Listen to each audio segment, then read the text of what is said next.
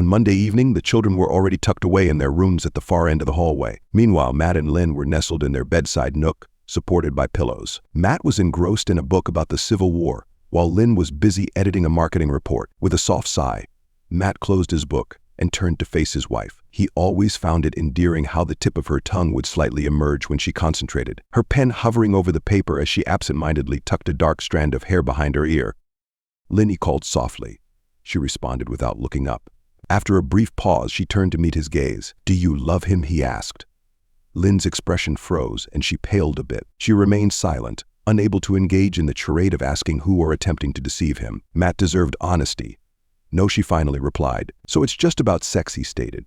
Lynn hesitated, trying to hold his gaze, but eventually lowered her eyes to the papers in her lap. "Yes, I think it's more about flirting than actual sex," she admitted. "I see," he responded, and a heavy silence enveloped them. "I think I would prefer if you slept in the guest room," he said, his tone calm and steady. She nodded and got out of bed, slipping her feet into her slippers. As she reached for the robe on the chair, he added, "Unless, of course, you slept with him in this bed. If that's the case, I'll never sleep in it again."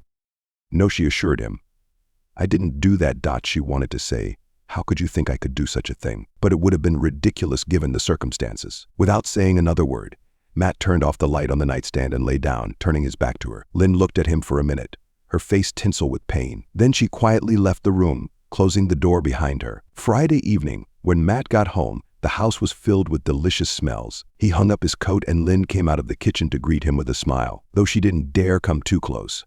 She was wearing one of her nice aprons, the one she wore when they had guests. "Beth and Jason are having dinner at the Frankel. I decided to cook something nice for us tonight," she said, trying to keep the smile on her face. Matt glanced into the dining room. The table was set with a tablecloth, their good china, and 2 of their best wine glasses. There were candles and cloth napkins and silver napkin rings. Matt nodded. "Smells good. I'll go wash up and be down in a few minutes." When he returned, Lynn was just bringing the food in from the kitchen. She served each of them a portion of roast chicken, along with potatoes and green beans. On one side, there was a beautiful bowl of salad with orange slices. They sat down and Lynn beamed at her husband, though the tension was still noticeable on her face. "It looks very nice," Matt said.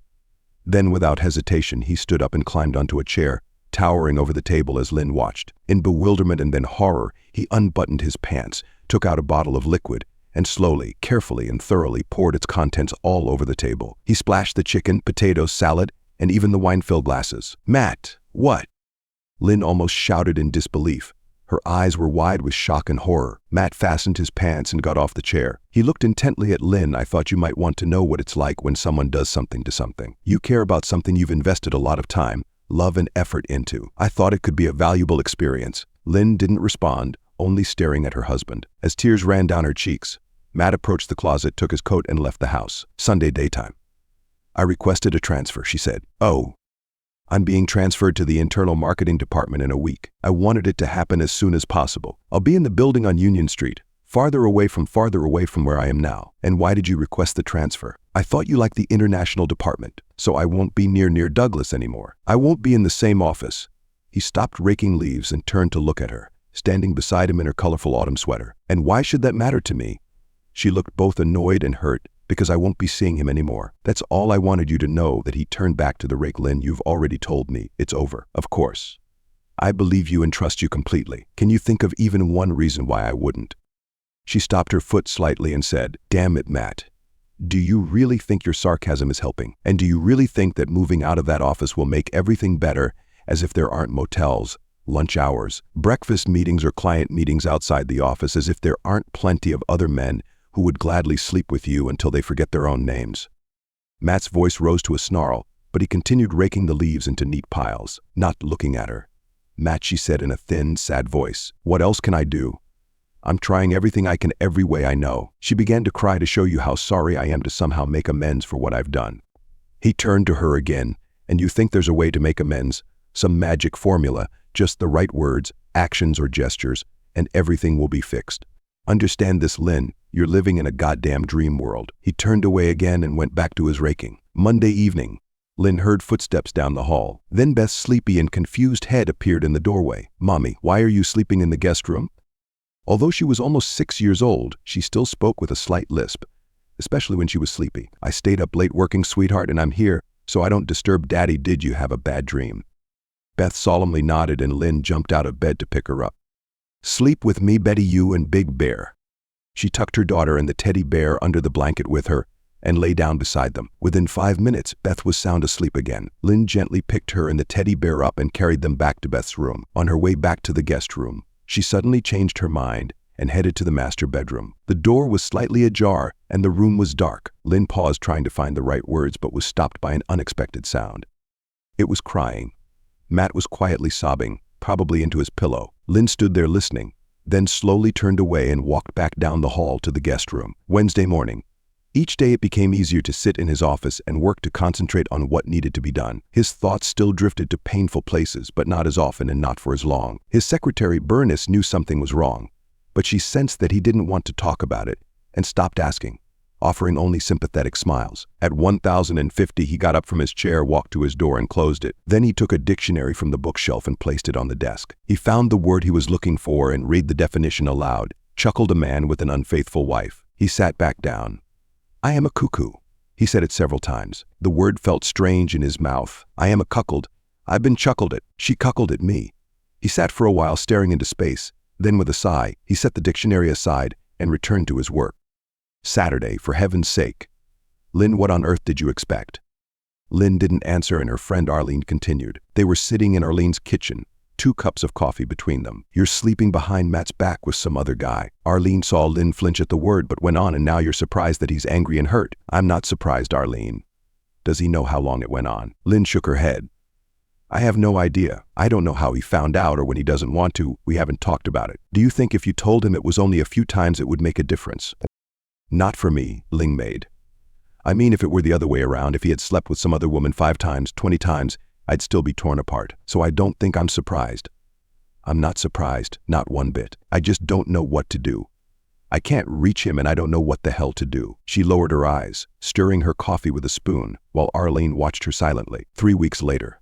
Wednesday afternoon. "No," Matt said, firmly then a bit softer. "No, I don't want her to tell me about it."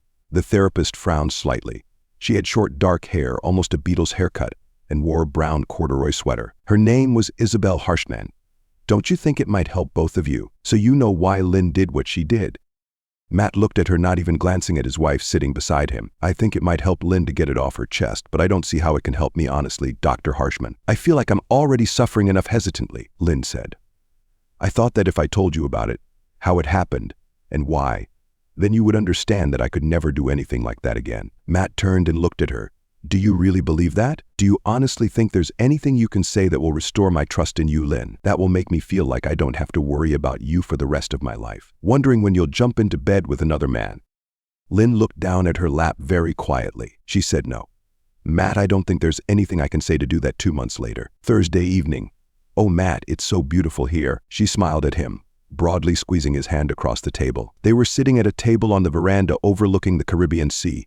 The air was delightfully warm, and there was still a red hue of the sunset in the sky. Between them, on the table were a pitcher of sangria and a plate of grilled shrimp. "Beautiful, isn't it?"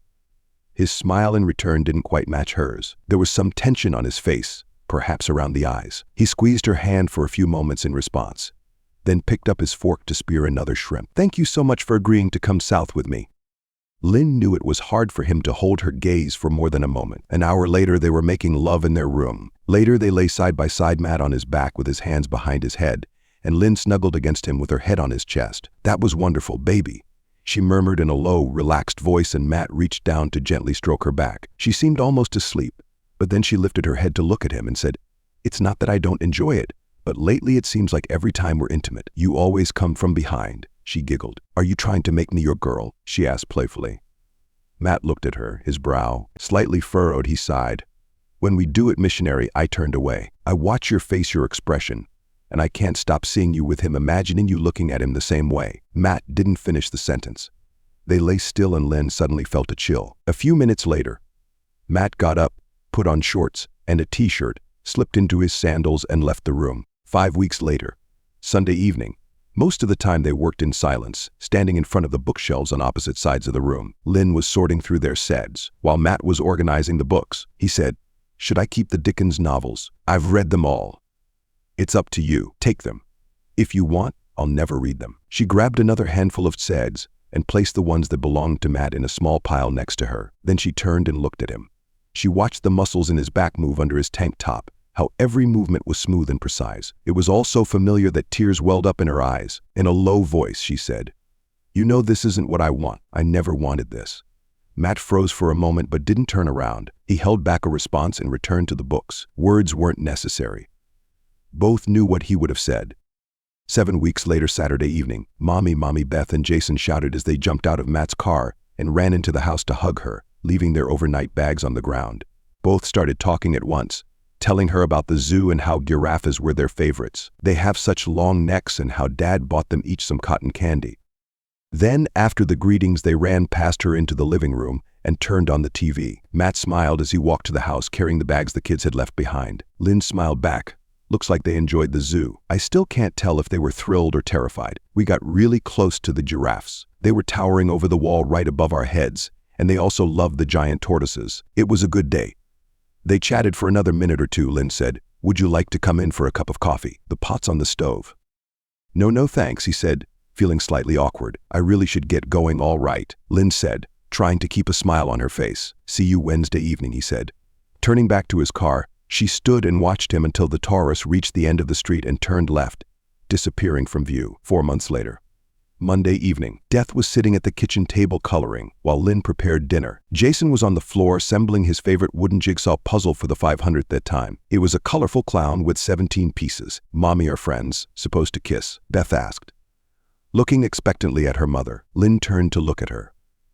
"I don't know, dear, what do you mean?" "Well, I never kiss Artie, Melissa, or my school friends." She made a face. "It's so gross to kiss Artie, but we met Daddy's friend and they keep kissing." Jason looked up from his puzzle. "Angela is nice," he said. "Yes, she is nice. She made us hot dogs and mac and cheese." Jason interrupted, then lost interest in the conversation and went back to his puzzle. "Yeah, and she also said we could get ice cream next time, but she and Daddy keep kissing. You know, like you and Daddy used to do. Friends always kiss." Lynn squeezed her eyes shut tightly for a moment. Then she opened them and smiled at Beth. "Well, dear, some friends kiss and some don't. It all depends on the circumstances, but kids your age don't kiss their friends, so you don't have to worry about that." Oh, Beth nodded and went back to her coloring. She was drawing a duck that looked a lot like a stegosaurus. Dinner time. Lynn called, "Go wash your hands." When the kids returned to the table, she said, "At least 2 pieces of broccoli, each or no dessert tonight." She watched as they put ketchup on their burgers and started eating. Then she went back to her bedroom and closed the door. She sat in the chair by the bed, put her face in her hands, and cried. Thank you for listening until the end. See you in the next episode of English Epic. Take care of yourself and your loved ones. Goodbye.